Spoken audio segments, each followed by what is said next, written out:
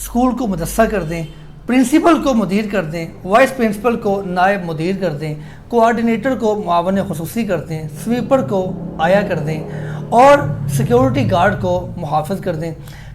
اپنے آفس کو دفتر کیجیے اور اپنے دفتر کی ساری زبان، تمام اطلاعات، مراسلے، پیغامات، ہر چیز اردو زبان میں اس کو منتقل کیجیے۔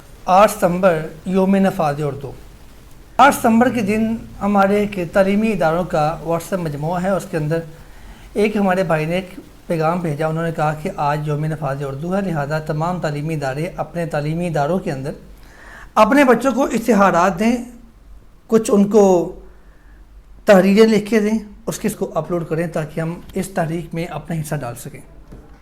میں نے درخواست کی اگر واقعتاً آپ اس بات سے مخلص ہیں کہ ہمیں اردو کو نافذ کرنا ہے تو کم از کم ہمیں اپنے تعلیمی اداروں سے اس کا آغاز کرنا چاہیے، اور کم از کم ہمیں اپنا واٹس ایپ گروپ اس کو اردو زبان میں منتقل کر دینا چاہیے، اور اپنے موبائل کے اندر جتنے ہمارے پاس رابطے نمبر ہیں وہ تمام ہمیں انگریزی کی بجائے اردو میں لکھنے چاہیے، اور اپنے دستخط کو بھی انگریزی سے اردو زبان میں منتقل کرنا چاہیے۔ ہمارے تعلیمی اداروں کے باہر جو تشہیری بورڈز اویزہ ہیں وہ تمام بورڈز انگریزی زبان میں ہیں، ان کو اردو زبان میں بدل دینا چاہیے۔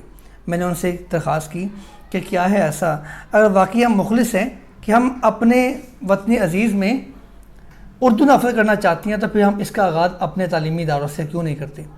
کیوں ہمارے تعلیمی اداروں میں تمام دفتری زبان، دستاویزات، اس کے مراسلے، اس کے معاملات، اطلاعات، ہر چیز انگریزی زبان میں جاتی ہے؟ وہ کوئی ڈیٹ شیٹ ہے، وہ کوئی پیغام ہے، وہ انگریزی زبان میں جاری ہوتی ہے۔ ہمارے جتنے بھی ریکارڈز ہیں وہ انگریزی زبان میں ہیں، ہماری جو رجسٹرز ہیں، ہماری حاضری، اٹینڈنس، ہر چیز وہ انگریزی زبان میں لگائی جاتی ہے، ہمارے ایڈمیشن ہر چیز انگریزی میں ہوتے ہیں۔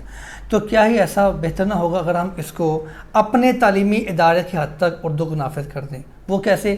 میں نے کہا کہ آپ سب سے پہلے اپنے تعلیمی ادارے کے باہر لگا ہوا وہ بورڈ جو انگریزی زبان میں لگا ہوا ہے اس کو اردو زبان میں منتقل کر دیں، اسکول کو مدرسہ کر دیں، پرنسپل کو مدیر کر دیں، وائس پرنسپل کو نائب مدیر کر دیں، کوآرڈینیٹر کو معاون خصوصی کر دیں، سویپر کو آیا کر دیں اور سیکیورٹی گارڈ کو محافظ کر دیں، کلاس روم کو کمرہ جماعت کر دیں، ایگزامینیشن ہال کو کمرہ امتحان کر دیں، اور ٹیچر کو مربی، استاذ، محسن یا مرشد کر دیں۔ اپنے آفس کو دفتر کیجیے اور اپنے دفتر کی ساری زبان، تمام اطلاعات، مراسلے، پیغامات، ہر چیز اردو زبان میں اس کو منتقل کیجیے۔ وائٹ بورڈ کو تختہ سفید اور بلیک بورڈ کو تختہ سیاہ کر دیجیے، اور ہمارے تعلیمی اداروں میں جتنے بھی انگریزی زبان میں نقوش بنے ہیں وہ تمام نقوش صاف کروا کے وہاں ہم اردو زبان میں نقوش بنا کے اپنے بچوں کو فخر کے ساتھ بتائیں کہ ہماری زبان اردو ہے۔